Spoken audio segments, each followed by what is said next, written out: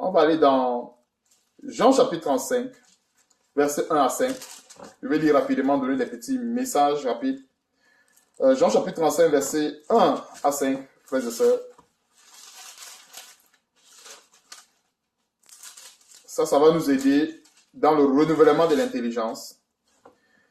Verset 1. Dieu dit à Jacob, lève-toi, monte à Bethel et demeure-y. Là, tu dresseras un autel au Dieu qui t'a apparu lorsque tu fuyais Esaü, ton frère. Jacob dit à sa maison et à tous ceux qui étaient avec lui, ôtez les dieux étrangers qui sont au milieu de vous, purifiez-vous et changez de vêtements. Nous nous lèverons et nous monterons à Bethel. Là, je dresserai un autel au Dieu qui m'a exaucé dans le jour de ma détresse et qui a été avec moi pendant le voyage que j'ai fait. Il donnait à Jacob tous les dieux étrangers qui étaient entre leurs mains et les anneaux qui étaient à leurs oreilles. Ok? Jacob les enfouit sous le tébérinthe qui est près de Sichem. Verset 5. Ensuite il partit. La terreur de Dieu se répandit sur les villes qui les entouraient et l'on ne poursuivit point les fils de Jacob. Voilà une très belle histoire qui nous parle aussi également des obstacles. Dieu apparaît à Jacob. Il dit, lève-toi, va à Bethel. Et tu dresseras un autel au Dieu qui t'a apparu. Jacob ne s'empresse pas. Dieu m'a parlé, je vais aller. Non. Jacob connaissait les préalables. Jacob connaissait les obstacles qu'il pouvait avoir lorsqu'il faut s'approcher de Dieu. Jacob les connaissait. C'est la Bible qui nous le fait savoir. Lisons le premier verset, on va voir que Dieu n'a pas dit à Jacob, dis à tes gens d'ôter ceci. Dieu a dit à Jacob, lève-toi, monte à Bethel et demeure-y. Là, tu dresseras un autel au Dieu qui t'a apparu lorsque tu fuyais Esaü, ton frère. Point. Dieu s'est arrêté là. Jacob, qui marchait fidèlement avec Dieu, avait la sagesse qu'il a acquis avec Dieu. Il savait qu'on ne peut pas aller dresser un autel à Dieu s'il y a des obstacles, s'il y a des petits dieux, s'il y a des anneaux dans les oreilles, s'il y a ceci, les boucles d'oreilles, ceci. Il savait. Donc, au verset 3, il a dit, ôtez les dieux étrangers.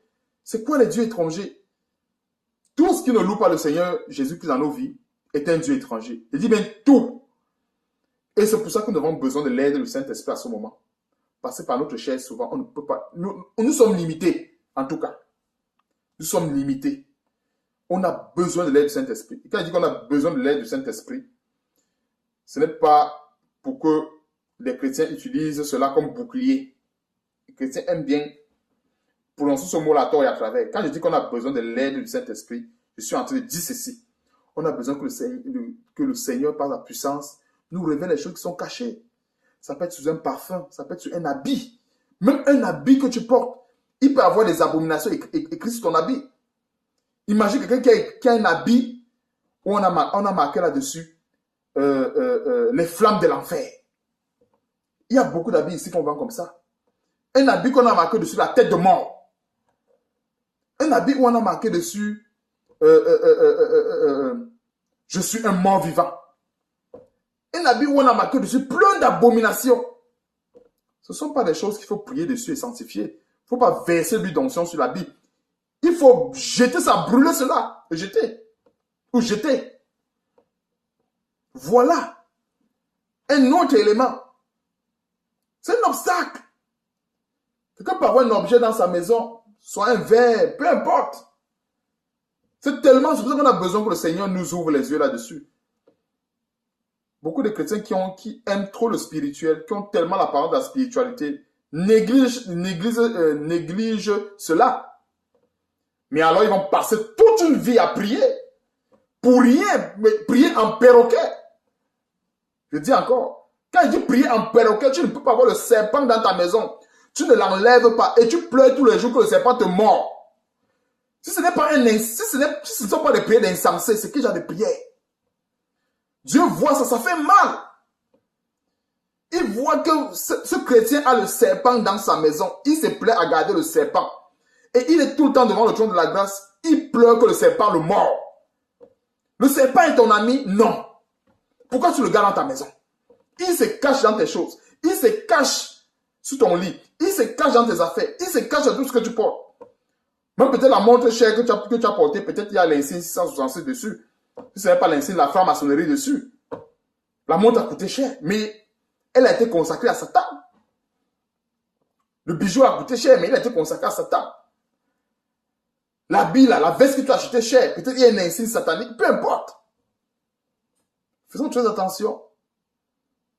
N'utilisons pas la parole de Dieu charnellement. Ce qui en nous est plus fort. Je vais prier sur mon bijou satanique, je vais prier sur mon parfum satanique, et puis la puissance va anéantir.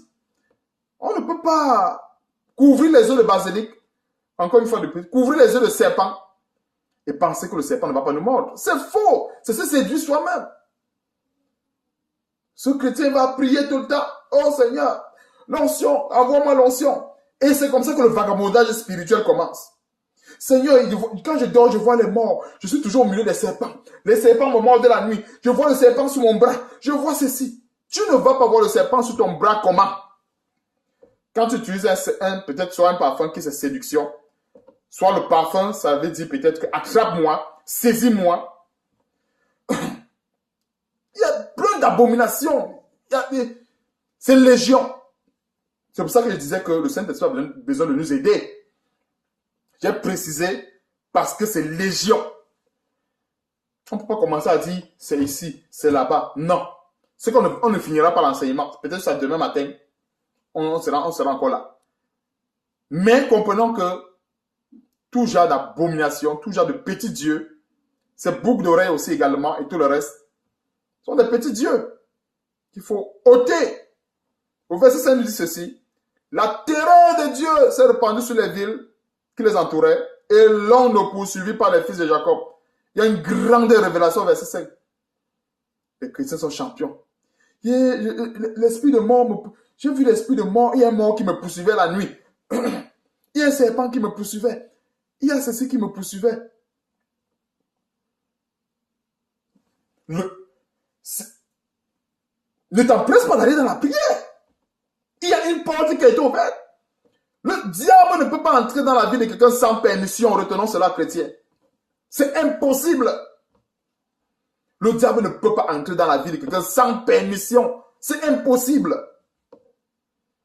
C'est que la Bible ne dirait pas dans 1 Pierre chapitre 5 à partir du verset 8 à 9 que le diable rôde. Alors s'il avait la permission, est-ce qu'il avait besoin de rôder? Si le diable avait la permission d'entrer comme il voulait, est-ce qu'il avait besoin de rôder? Il entre seulement, non. Quand il rôde, c'est parce qu'il cherche la porte. Il rôde, il rôde. On a vu avec Job. Satan a demandé à Dieu la permission. Donc bien des fois, ce sont les chrétiens qui donnent la permission à Satan de les frapper avec leurs propres choses. Tu achètes un habit où il y a des abominations dessus. Tu as dit à Satan, entre dans ma vie avec ce vêtement.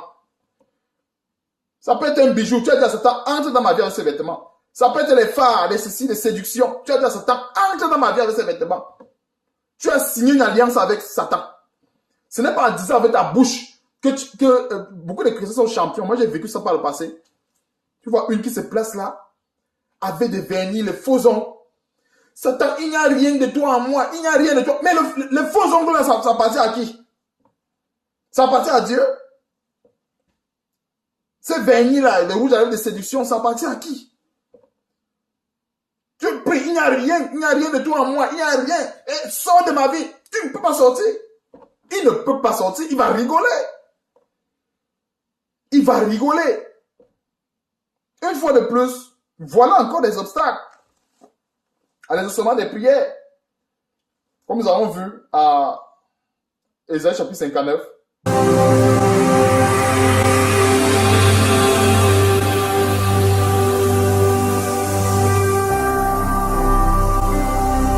Jésus-Christ TV,